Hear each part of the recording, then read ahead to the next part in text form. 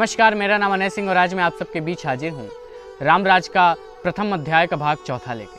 हमने पिछले कुछ भागों में देखा था कि कैसे माता कैकेयी शत्रुघ्न को ढूंढती हैं और कैसे मंथरा भरत के राजगद्दी के लिए मांग करती है, जबकि माता कैकेयी खुद नहीं चाहती हैं कि भरत राजा बने, क्योंकि भाव से राजा नहीं बना जाता।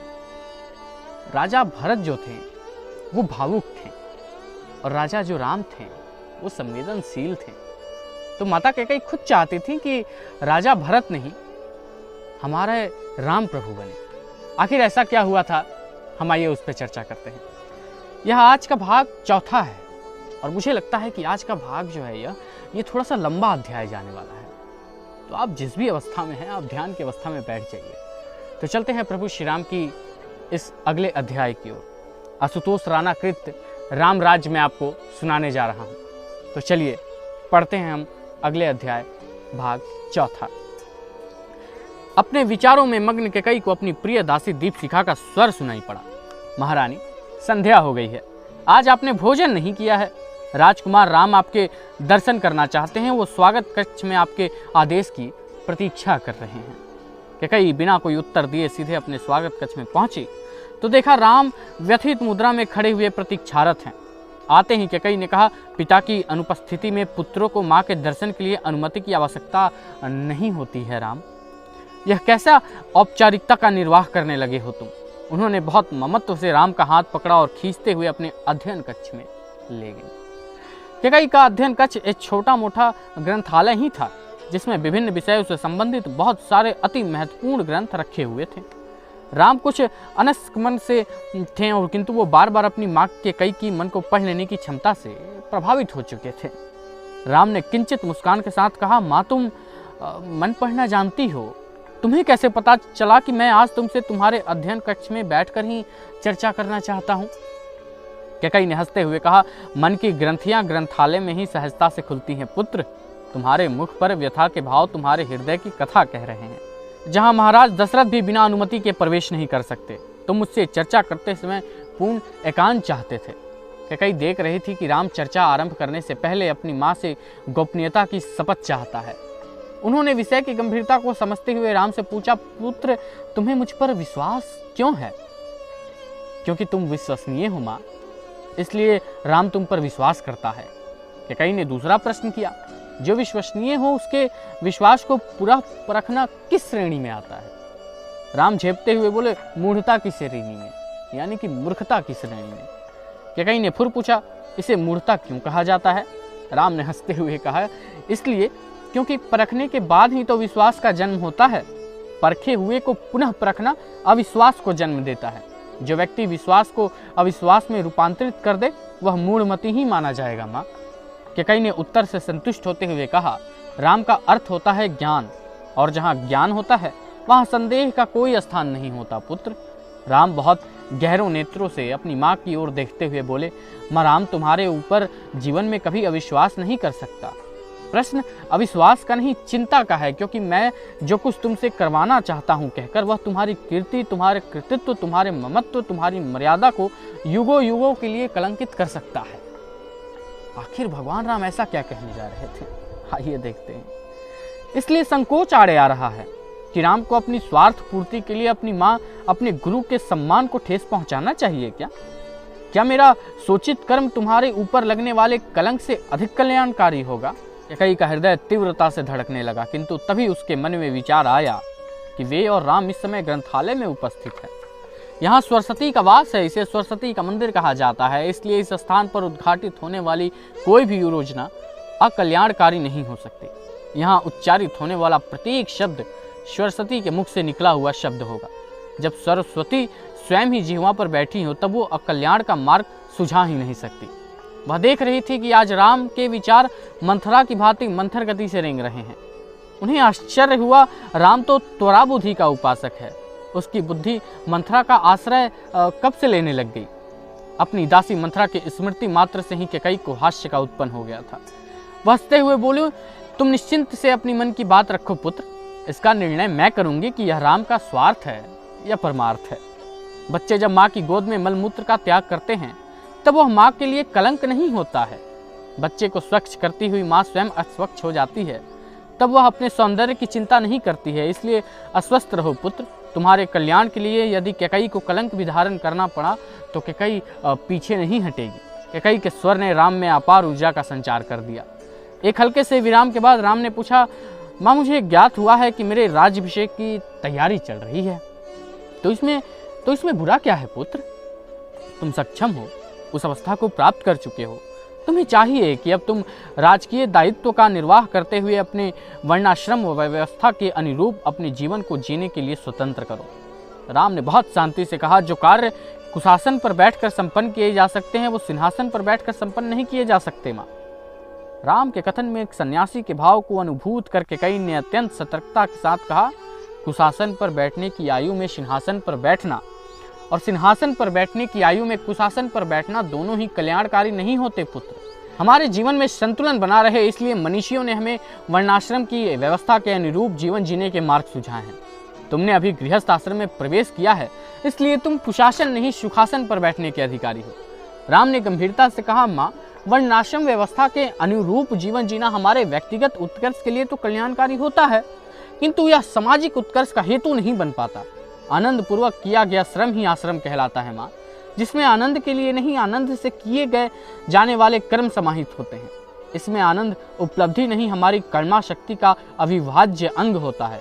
आनंद तो पहले से ही उपलब्ध है, किंतु भ्रम के विभूषित होकर हम आनंद के प्राप्ति के लिए परिश्रम करते हुए अंत तक थक कर शक्तिहीन हो जाते हैं और कहते हैं कि जीवन में आनंद ही नहीं है। और बात बिल्कुल सही है माँ, कर्म का सुसंचालन देह की शक्ति पर निर्भर होता है। हमारी देह पर आयु का प्रभाव पड़ता है, जिससे देह की क्षमता सीमित हो जाती है और इससे व्यक्ति वृद्धावस्था में स्वयं की आत्मा का तो परिष्कार कर सकता है, किंतु समग्र की आत्मा का परिष्कार नहीं कर पाता। इसलिए जिनका लक्ष्य सामाजिक उत्थान होता है वो युवा अवस्था में सिंहासन के स्थान पर कुशासन को स्वीकार करते हैं, क्योंकि धर्म कर्म और मर्म को सिद्ध करने के लिए संकल्प शक्ति के साथ साथ शरीर का शक्तिशाली होना भी आवश्यक होता है।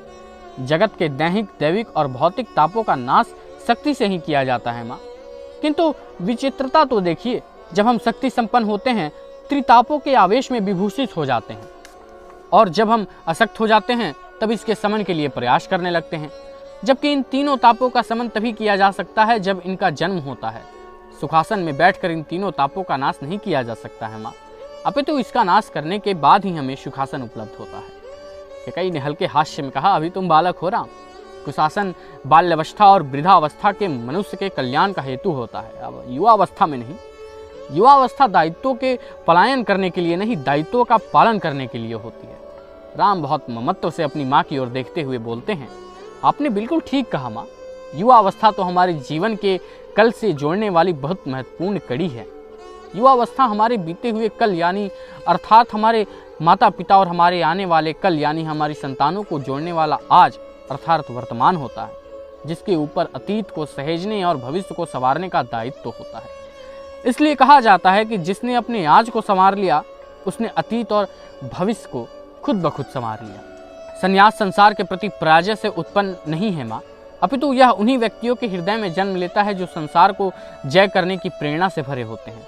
संन्यास का अर्थ जीवन से पलायन नहीं, अपितु अत्यंत सजगता के साथ जीवन का पालन करना होता है। सनस्थ जीवन में साहस का विषय होता है माँ। जो युवा अवस्था में संसार में रहते हुए संन्यास को जी लेता है वह वृद्धावस्था में राजत्व को जी लेता है, फिर उसके राज में दैहिक दैविक और भौतिक तापों का अस्तित्व समाप्त हो जाता है।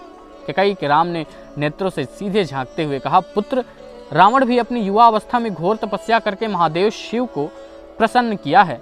उसने भी कुशासन को सिद्ध किया था, किंतु जैसे ही वह सिंहासन पर आरूढ़ हुआ उसने अपनी अर्जित शक्तियों का दुरुपयोग किया। और आज संसार साक्षी है कि परम विद्वान ज्ञानी ध्यानी और शक्तिशाली होते हुए भी रावण समाज के विकास का नहीं विनाश का हेतु हो गया है।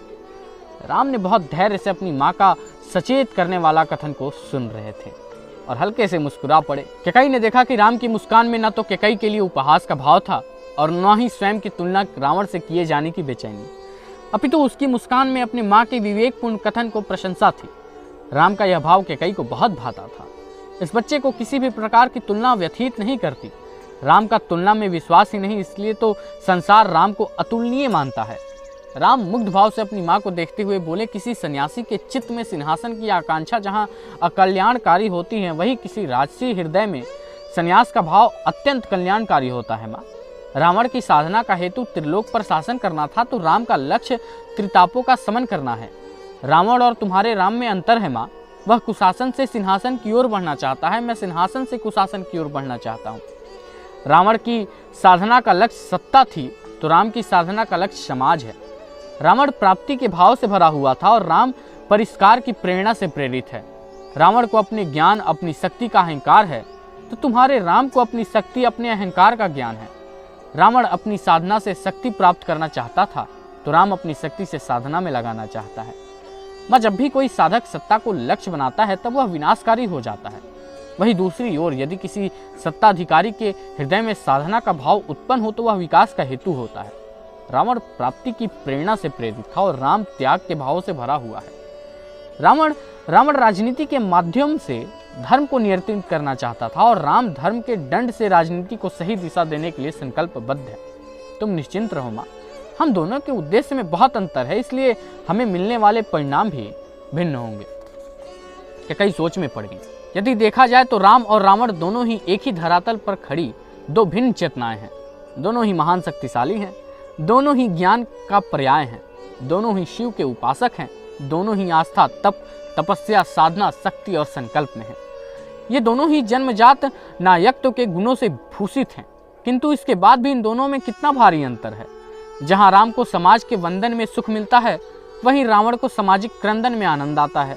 जहाँ राम नमन की शक्ति में विश्वास करता है, वहीं रावण दमन की नीति को प्रश्रय देता है।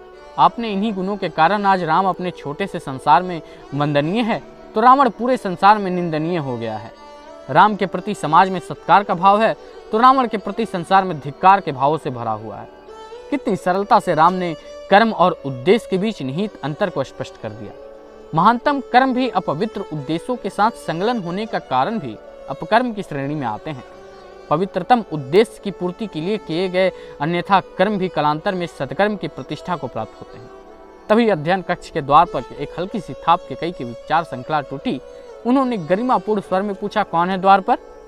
महारानी, आपकी दासी दीपशिखा हूँ। गुरु वशिष्ठ ने कुछ महत्वपूर्ण ग्रंथ आपके लिए पहुंचाए हैं। ठीक है, तुम अंदर आ सकती हो। महारानी का आदेश मिलते ही दीपशिखा अत्यंत क्षिप्रता के साथ कक्ष में प्रवेश किया। अपने हाथों में पकड़े हुए ग्रंथों को केकई के पार्श्व में रखी हुई काष्ठ की चौकी पर रखते हुए बोली, महारानी की आज्ञा हो तो कुछ निवेदन करें। केकई ने बिना कुछ बोले ही उसे बोलने का संकेत दिया। महारानी, यदि आपकी इच्छा हो तो कुछ जलपान की व्यवस्था करूं। आज आप निराहार हैं। केकई ने प्रसन्नता से कहा, दीपशिखे, अपने पुत्र को निहारना किसी भी माँ के लिए सर्वाधिक तृप्तिदायक होता है, और जब तक पुत्र ज्ञानवान हो उसके सम्मुत विचार ही माँ के लिए आहार होते हैं। और फिर राम की उपस्थिति का प्रभाव ही कुछ ऐसा है कि व्यक्ति को किसी भी अभाव का स्मरण ही नहीं रहता। तुम जा सकती हो। दीपशिखा के जाने के बाद राम ने कहा, यह क्या है माँ, आज आपने भोजन ही ग्रहण नहीं किया। केकई ने हंसते हुए बोला, इसमें आश्चर्य कैसा पुत्र, भोजन तो तुमने भी नहीं किया है आज। अब चकित होने का अवसर राम का था। उन्होंने मधुर मुस्कान से पूछा, तुम्हें कैसे पता चला कि आज मैं निराहार ही हूँ? केकई ने स्नेह से राम के सिर को सहलाते हुए कहा, पुत्र, जब कोई चिंता से ग्रस्त हो या चिंतन में मग्न हो, आनंद में हो या आस्वाद में हो, तब मनुष्य की क्षुधा समाप्त हो जाती है। जहाँ मुझे तुम्हारे राज्याभिषेक की सूचना से आनंद मग्न कर दिया है, वही उसी सूचना ने तुम्हारे चिंतन को उद्दीप्त कर दिया है। किंतु अभी आहार पर चर्चा करने से अधिक महत्वपूर्ण तुम्हारे विचारों पर चिंतन करना है, इसलिए हमें विषय से भटकना नहीं चाहिए। राम ने चर्चा की दिशा को फिर से मोड़ते हुए कहा, माँ, मैं चाहता हूँ कि आप पूज्य पिताजी से बात करें कि वो राम को अपने मन के मार्ग पे नहीं अपितु वन के मार्ग पे चलने दे। केकई ने बहुत गंभीरता से राम के नेत्रों में झांकते हुए कहा, पुत्र, तुम वन गमन को लेकर इतने आग्रही क्यों हो? राम के स्वर में करुणा थी। वो शून्य से देखते हुए बोलने लगे, जब मैं गुरु विश्वामित्र के साथ सिद्धाश्रम गया था तब ताड़का को देखकर मुझे लगा कि राम को अयोध्या की उपेक्षा अरण्य में रहना चाहिए। माँ, स्त्री तो संगति और संस्कृति की तारक और उद्धारक होती है, किंतु वही स्त्री यदि तारक से ताड़का बन जाए तब वह रक्षक को राक्षसी चेतना में रूपांतरित कर देती है।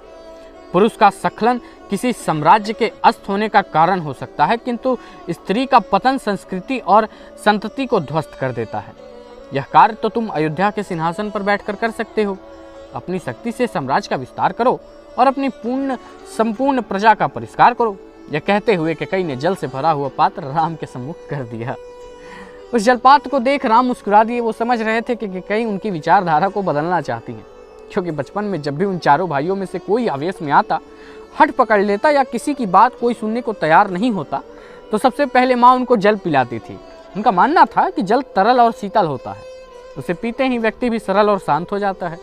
तब वह अपने आग्रह को छोड़कर अन्य व्यक्ति की बात को सुनने और समझने के लिए तैयार हो जाता है। राम ने मुस्कुराते हुए पूरा जल पीने के बाद माँ की ओर देखा। कैकई को बहुत ममता से उन्हें देखते हुए मुस्कुरा रही थी। कैकई मुस्कुराहट के महत्व, उसकी उपयोगिता को बहुत अच्छे से समझती थी। वो जानती थी कि किसी स्त्री की स्निग्ध मनोहारी मुस्कान वह औषधि है जो अपने पति, अपने प्रेमी के चित्त का हरण कर विचार शून्य कर देती है, किंतु वही मुस्कान अपनी संतान के चित्त को स्वयं में धारण कर उसके विचार को पूर्ण बना देती है। वे मुस्कुराते हुए राम से बोली, निर्बल को सबल बनाने का, जनजातियों के उत्कर्ष का और अत्याचारियों के नाश का कार्य तो तुम सिंहासन होने के बाद भी अधिक अच्छे से कर सकते हो पुत्र। राम ने प्रति प्रश्न कर दिया। महाराज दशरथ रघुवंश के परम प्रतापी राजाओं में से एक हैं, क्या वो इस कार्य को संपन्न कर पाए हैं? क्यों उनकी उपस्थिति में कोई स्त्री ताड़का हो जाती है? क्यों मारीच, सुबाहु जैसे राक्षसों का आतंक बढ़ता है? क्यों कोई रावण अपने ताप से तीनों लोकों में हाहाकार मचा देता है? क्यों ऋषि मुनियों की यज्ञ भूमि युद्ध भूमि में बदल जाती है? क्यों उन्हें स्वयं की सुरक्षा के लिए किसी राजा के सामने हाथ पसारने पड़ते हैं? मात्र राजा और राजधानी का सबल होना राज्य की सबलता नहीं मानी जाती माँ। किसी का राज होने पर किसी का राज्य होने में अंतर होता है माँ। राजा की उपस्थिति में सब ठीक रहना राजा की राज करने की कुशलता का प्रमाण है, किंतु उसकी अनुपस्थिति में भी उसकी प्रजा का सबल, सुरक्षित, सृजनशील, संपन्न और सकारात्मक हो, यह उसके राज्य की सफलता का प्रमाण होता है। राज में राजा का महत्व होता है, किंतु राज्य में प्रजा का महत्वपूर्ण होना है। राज की धारणा निर्भरता की पोषक है, तो राज की अवधारणा आत्मनिर्भरता को पलवलित करती है। मैं राम राज को नहीं, मैं राम राज्य को स्थापित करना चाहता हूं, जहां व्यक्ति से अधिक महत्व विचार का, व्यवस्था का हो, जहां प्रजा के रक्षण और पोषक का कार्य कोई व्यक्ति नहीं अपितु विचार करते हों। प्रजा व्यक्ति पूजक नहीं, विचार पूजक हो। वह हुतात्माओं के चरणों को नहीं, उनके आचरणों को धारण करे। मैं व्यक्ति के नहीं, व्यवस्था को, महत्व को बढ़ाना चाहता हूं। मैं स्वयं के उत्थान के लिए व्यक्ति को नीति निपुण होना चाहिए, किंतु समाज के उत्कर्ष के लिए उसका प्रति निपुण होना आवश्यक होता है। सिंहासन पर बैठकर किया गया आग्रह भी आदेश ध्वनित होता है, किंतु समाज के साथ खड़े होकर दिए गए आदेश को भी आवाहन सुनाई देते हैं। सिंहासन पर बैठा हुआ व्यक्ति जो होता है वो विवश होता है अपनी नीति से प्रीति करने के लिए, किंतु समाज के बीच रहा व्यक्ति अपनी प्रीति को ही नीति बना सकता है। विशेष व्यक्तियों को अपनी संपूर्ण विवेकता के साथ शेष वर्ग के बीच रहना चाहिए। इससे शेष वर्ग स्वयं को विशेष मान, विशेषता की प्राप्त करने के लिए उद्यम करने लगता है। भवन में रहकर भूमि का रक्षण पोषण सर्वधन नहीं होता है माँ। इसके लिए भूस्वामी को अपने भवन की छाया छोड़कर स्वयं ही भूस्वामी के ताप पर तपना होता है माँ। कैकेयी अपने पुत्र की इस चेतना को परिष्कार देख आनंद से भर गई। वो बोली, पुत्र मुझे तुम अपनी योजना समझाओ। माँ, गुरु वशिष्ठ ने कल्याणकारी नीति का और तुमने आहुति की प्रीति का पाठ पढ़ाया है मुझे। उस पर गुरु विश्वामित्र ने अपने पास संचित संपूर्ण शस्त्र और शास्त्र का ज्ञान दिया है मुझे। इस उपेक्षा के साथ मैं उनके द्वारा दिए गए ज्ञान का उपयोग मात्र अवध के कल्याण के लिए नहीं अपितु जगत के कल्याण के लिए करूंगा। मैंने उन्हें वचन दिया है माँ कि राम की संस्कृति के रक्षण सर्वधन उसके प्रसार और परिष्कार के लिए मर्यादित होते हुए अपने जीवन के अंतिम श्वास तक सन्नद्ध रहेगा। कैकेयी को इस पूरी चर्चा में रस आने लगा था। वो राम के चित्त और चिंतन की गहराई से अभिभूत थी। उन्होंने राम को थोड़ा सा खोलने की मनसा से राम के समक्ष प्रश्न रख दिया। राम, संसार में सदा ही संस्कृति को लेकर विवाद रहता है, जबकि देखा जाए तो संस्कृति हो या सभ्यता, ये विवाद के नहीं संवाद के हेतु होते हैं। राम अपनी माँ कैकेयी के मंतव्य को बहुत अच्छे से समझ रहे थे। वो जान रहे थे कि कैकेयी इस प्रश्न के माध्यम से स्वयं की संख्या का निवारण नहीं अपितु वो चाहती हैं कि राम स्वयं ही बहुत सूक्ष्मता से अपनी विचारधारा को अन्वेषण करे, क्योंकि वह कोई भी कर्म तब अधिक लाभदायक होता है जब उसके करने से पहले सभी पक्षों को समग्रता से विचार किया गया हो। जो आपके सच्चे शुभचिंतक होते हैं वो आपके अच्छे प्रश्नों के माध्यम से आपको आपकी विचारधारा के अधिक निकट खड़ा कर देते हैं। विचारों में अस्पष्टता व्यक्ति को निदर्द बना देती है और प्रत्येक माँ चाहती है कि उसके संतान की द्वंद्व से रहित हो। इससे उसके मन के वचन और कर्म में एक रूपता आ जाती है, तब उसके कथनी और करनी में अंतर नहीं होता। राम अपनी माँ कैकेयी के उद्देश्य को जान परम संतोष से भरे हुए बोले, सभ्यता इस तथ्य को प्रकाशित करती है कि मनुष्य के पास क्या है, और संस्कृति का अर्थ होता है कि मनुष्य कैसा है। सभ्यता दिखाई देने वाला शरीर होता है, तो तो संस्कृति न दिखाई देने वाली आत्मा। निराकार भाव को साकार करने वाला कलाकार कहा जाता है माँ। इसलिए संस्कृति एक कला और सभ्यता, उसका कौशल, सभी गुणों को सम्यक रूप से धारण करना ही संस्कृति कहलाता है। सभी गुणों से तुम्हारा तात्पर्य क्या है पुत्र? माँ, इस सृष्टि का प्रत्येक कण सत्य, रज और तम, इन तीनों गुणों का योग है। इनका स्वरूप परिवर्तित किए बिना इन तीनों के बीच सुंदर संतुलन स्थापित करने की कला ही संस्कृति कहलाती है। माँ, संसार में मूल रूप से दो विचारधाराएं ही होती हैं। एक संपत्ति को ही संस्कृति मानने वाले होते हैं और दूसरों वो जिनके लिए संस्कृति ही संपत्ति होती है। एक उपभोक्तावादी वर्ग का होता है तो दूसरा उपयोगिता के सिद्धांत में विश्वास रखने वाला समुदाय। उपभोक्ता संस्कृति को मानने वाला वर्ग संपत्ति को ही संस्कृत मानकर उसकी रक्षण और वर्धन करता है। संपत्ति को ही संस्कृति मानने वाले मनुष्य असुर ही कहलाते हैं। असुर अतिक्रमण में विश्वास करते हैं, वो सब कुछ लूट लेने के भाव से भरे होते हैं। ये संसार के समस्त वैभव को, संपत्ति को और संसाधनों को अपनी शक्ति के दम पर अपने अधीन कर उसे अधिपत्य स्थापित करना चाहते हैं। और उपयोगिता के सिद्धांत को मानने वाले अपनी संस्कृति को ही अपनी संपत्ति मानते हैं। वे संस्कृति के प्रसार, परिष्कार, विस्तार में, वितरण में विश्वास करते हैं। ये संसार को अधीन नहीं, संसार को स्वाधीन बनाने में विश्वास रखते हैं। ये अपने द्वारा अर्जित समस्त उपलब्धियों को लुटा देना चाहते हैं और मनुष्य ही सुर कहलाते हैं।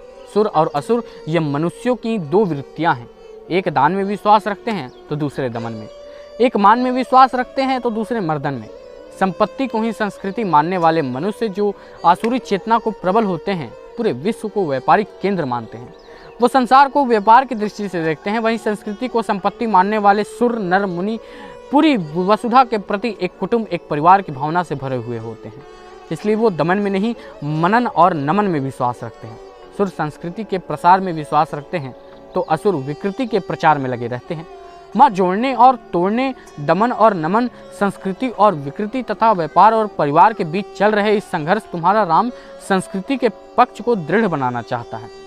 और इसके लिए मुझे नगर छोड़कर सुदूर ग्रामों में बसे हुए नागरिकों के बीच रहना होगा।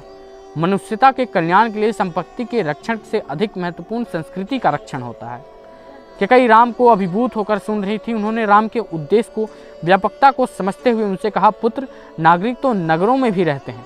तुम अपने इस कल्याणकारी अभियान को इसी नगरों में रहने वाली विपुल जनशक्ति को आरंभ क्यों नहीं करते?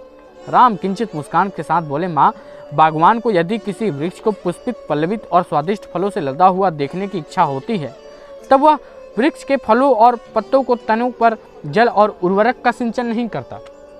वह उस भूमि की समूलता को, जिस पर वृक्ष खड़े रहते हैं, वह इस वृक्ष को न दिखाई देने वाली जड़ों पर काम करता है, उन्हें पोषित करता है। जड़ के पुष्ट होते ही वृक्ष स्वयं ही पल्लवित और पुष्पित और फलित होने लगता है। संस्कृति रूपी जड़ तो संपूर्ण मनुष्यता का आधार है। वही नगरों में भी नहीं, ग्रामों में बसती है। माँ, नगरों में विकास नागरिकता का विकास का नहीं माना जाता है। साधन और संपन्न होना, साधना और संपन्न होने में अंतर होता है। हमारे पास जितने भी साधन उपलब्ध हैं वो साधकों की साधना के परिणाम हैं। हम किसी भी विकसित नगर को देखकर इस भ्रम से भर जाते हैं कि इसमें रहने वाले नागरिक भी विकसित होंगे। साधन और सुविधा संपन्न होगा तो मनुष्य की प्राथमिकता आवश्यकता है। कोई भी सुविधा हमारी दुविधा के निवारण के लिए होती है, किंतु संपत्ति को संस्कृत मानने वाले समुदाय के लिए सुविधा ही दुविधा का कारण हो जाती है। विधा से विद्या का जन्म होता है और विद्या ही हमें सुविधा संपन्न कराती है। किंतु यदि यह दुविधा के निवारण की जगह दुविधा के कारण बन जाए तो इसका अर्थ होता है कि वह विद्या संपन्न मनुष्य आसुरी चेतना से युक्त है, क्योंकि वह विद्या का सदुपयोग नहीं, उसका दुरुपयोग कर रहा है। समाधान को समस्या बना देने वाले, सुविधा को दुविधा में रूपांतरित करने वाले, अपनी सुविधा के लिए संसार को अभिसुविधा में डालने वाले ही असुर होते हैं। माँ, संगीत में जब सुर से सुर नहीं मिलता और जब आनंदमय संगीत को विकृत कर देता है, ऐसे ही मनुष्य जो प्रकृति के सुर से सुर मिलाकर नहीं चलता, जो प्रकृति को विकृति का कारण होता है, उसे ही असुर कहा जाता है। वस्तुतः महानगर महासागर जैसे होते हैं। संसार के सारे मीठे पानी की नदियां जब एक महासागर में समाती हैं तब वो खारी हो जाती हैं। महासागर में मिलने वाली पहले उनकी मिठास महासागर को मीठा नहीं करती, अब कि वह समाप्त कर कौशली हो जाती है। महासागर में विलुप्त जल राशि हो जाती है। उसके गर्भ में रत्नों का भंडार भरा होता है, किंतु उसके बाद भी वह उपयोगी नहीं होता। उसका विशाल जन भंडार किसी की प्यास नहीं बुझा सकता। महासागर में रहकर भी व्यक्ति प्यासा ही बना रहता है। पतित पावनी गंगा हो या पुण्य सलीला नर्मदा, महासागर में मिलते ही इसका अस्तित्व और इसकी निजता समाप्त हो जाती है। बिंदु का सिंधु जाना संस्कृति नहीं होता है माँ, अपितु बिंदु रहते हुए सिंधु की विशालता से भरे हुए रहना ही संस्कृति कहलाती है। मैं उन बिंदुओं में सोए हुए सिंधु को जागृत करना चाहता हूँ, जिससे जो जहाँ है वही रहते हुए उपयोगी हो। कैकई को लगा कि राम नहीं एक अलौकिक चेतना है, जिसका स्वरूप विस्तरित होता जा रहा है, जिसने समस्त ब्रह्मांडों को चमकने वाले करोड़ों सूर्य, ग्रहों और नक्षत्रों को अपने मुख में धारण किया हुआ है। उन्हें लगा कि जैसे अनंत महासागर में न दिखाई देने वाला एक तीर्ण बिंदु है, जो महासागर की विशाल लहरों में कहीं लुप्त हो गया है। कैकई को अपने अस्तित्व का भान ही नहीं रहा। वो कांपने लगी, उनके पूरे देह स्वेद से भर गए थे। वे पूरी शक्ति से चीखते हुए राम को पुकारने लगी, किंतु यह क्या, उन्हें लगा कि जैसे उनके कंठ से स्वर ही नहीं निकल रहे हैं। यह राम जिसके ओर छोर का पता ही नहीं है, उनके कानों तक उनका स्वर पहुंच ही नहीं रहा। वो चेतना शून्य होने लगी कि तभी उनके कानों में राम का स्वर सुनाई दिया कि राम उनसे पूछ रहे थे कि माँ, राम का अर्थ क्या होता है। कैकई अवाक अविचल सी राम को देख रही थी। उन्होंने देखा कि राम बहुत स्नेह से उनके दोनों कंधों को पकड़ा हुआ है और उनके अधरों पर चित्त को हर लेने वाला एक हल्का स्मित था। कैकई चाह कर भी बोल नहीं पा रही थी। तभी राम ने पुनः प्रश्न किया, राम का अर्थ क्या होता है माँ? कैकई ने थरथराते हुए जवाब दिया, रोम रोम में प्रकाशित होने वाली चेतना ही राम होती है। तो क्या मैं अपने नाम को चरितार्थ कर रहा हूँ माँ? मुझे अयोध्या के सिंहासन पर बैठाकर आप और पिताश्री तो अपने जीवन का लक्ष्य को पूरा कर लेंगे, किंतु राम अपने जीवन के ध्येय को संपन्न नहीं कर सकेगा। ये था प्रथम अध्याय का भाग चौथा। मैंने इस अध्याय में ये देखा कि राम जो हर परिस्थिति में सहज रहने वाले थे, आज उनकी दुविधा जो थी बढ़ती जा रही थी। आखिर क्यों राम वनगमन के मार्ग पे जाना चाहते थे? राम को सिंहासन पसंद नहीं था। आखिर राम क्यों कुशासन पे बैठना चाहते थे, सिंहासन पर नहीं? अब ये गुत्थी तो अगले अध्याय में खुलेगी। तो चलिए मिलते हैं हम फिर आपसे अगले अध्याय में, यानी भाग 5वें में। तब तक के लिए जय श्री राम।